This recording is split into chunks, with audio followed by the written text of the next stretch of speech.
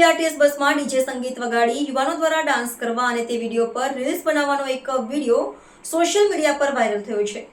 આ ઘટનાથી kid local નામની સંસ્થા વિવાદના કેન્દ્રમાં આવી છે અને સુરત મહાનગરપાલિકાના સિટી લિંક તંત્રે આ મામલે કડક વલણ અપનાવ્યું છે।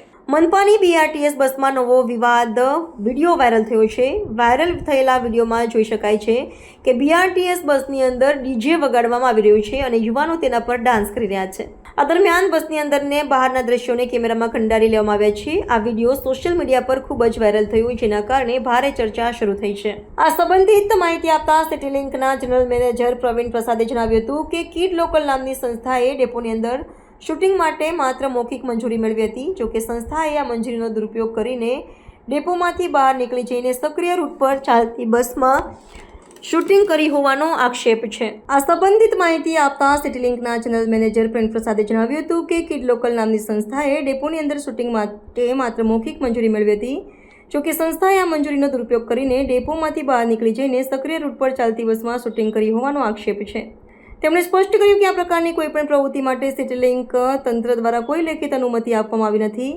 આ ઘટના સંપૂર્ણપણે કાયદેસર નથી। આ ઘટનાને ગંભીરતાથી લેતા સુરત મહાનગરપાલિકાએ આ મામલાની તપાસ શરૂ કરી છે। માનવામાં આવે છે કે 9 ઓગસ્ટના રોજ આ કાર્યક્રમ કરવામાં આવ્યો હતો। કિડ લોકલ એક સંસ્થા છે।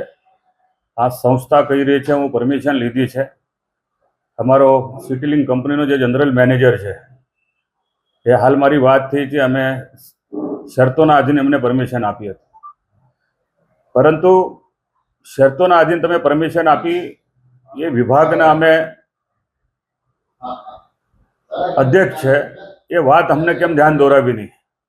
તો હાલમાં જ એમને બરાબરના ખખડાવ્યા છે અને હું કમિશનરશ્રીને વિનંતી કરું છું, આવા જનરલ મેનેજર પ્રવીણ પ્રસાદ એવી ભૂલ આ કદાચ આપણે સ્વીકારાય નહીં। આ ડીજે પાર્ટી 18 કિલોમીટર સુધી જ્યારે ઓએનજીસીથી મતલબ નેચર પાર્ક સુધી એ લોકોએ ચલાવી, આ એસએમસીને જે નુકસાન થયું છે એમાં ડેપો મેનેજરનો બી કસૂર છે, જનરલ મેનેજરનો બી કસૂર છે। આ કસૂરદાર જે છે પહેલાં આપણા ડિપાર્ટમેન્ટના, આને તાત્કાલિક નોટિસ આપીને આ લોકોને સસ્પેન્ડ કરવા જોઈએ। તેમજ જે કંઈ કસૂરદાર છે, અગર જે કિડ લોકલ સંસ્થા છે એમની ઉપર પણ ફોજદારી ગુનો દાખલ થયો છે। સુરત મહાનગરપાલિકાએ આજ દિન સુધી કોઈ પણ સંસ્થાને ઠરાવ કરીને હજુ સુધી બસ ફાળવવાની કોઈ નીતિ જ નથી। જે આપણી પાસે બસની અછત છે, બસેસ અછત હોવાના કારણે આપણે આ બસેસ આપણે જો રૂટ પર આપણે દોડાવવા માટે આપણે ખૂબ મહેનતથી આપણે દોડાઈ રહ્યા છે। બસેસ કેટલી આપણે પેસેન્જરોનો મતલબ ઘસારો છે, બસેસને તમામને આપણે જીપીએસ લાગેલા છે। બસ જીપીએસ આપણે CCC કમાન્ડ સેન્ટર પરથી આપણે એનો મુવમેન્ટ જોતા હોય છે।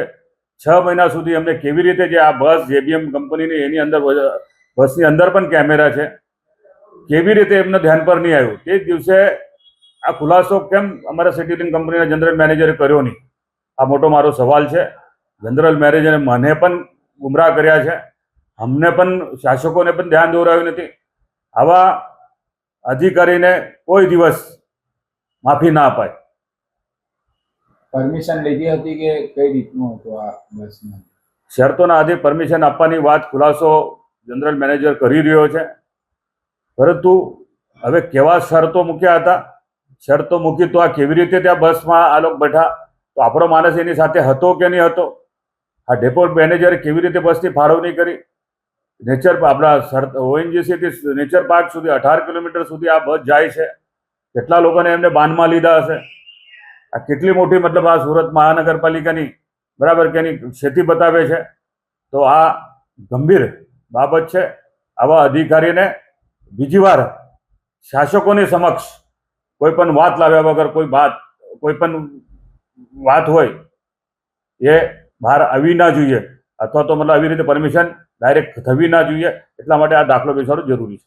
જે વિડીયો વાયરલ થયો જેમાં કેટલાક પેસેન્જરો પણ હેરાન પરેશાન થઈ રહ્યા છે, એમના દ્વારા કોઈ ટિકિટ એવું કંઈ લીધેલું હતું કે કેમ? હવે તપાસ દરમિયાન બધું જ આવી જશે। તે દિવસનો સમયગાળો, તે દિવસની કલેક્શન એની ઉપરથી એ ખ્યાલ આવશે।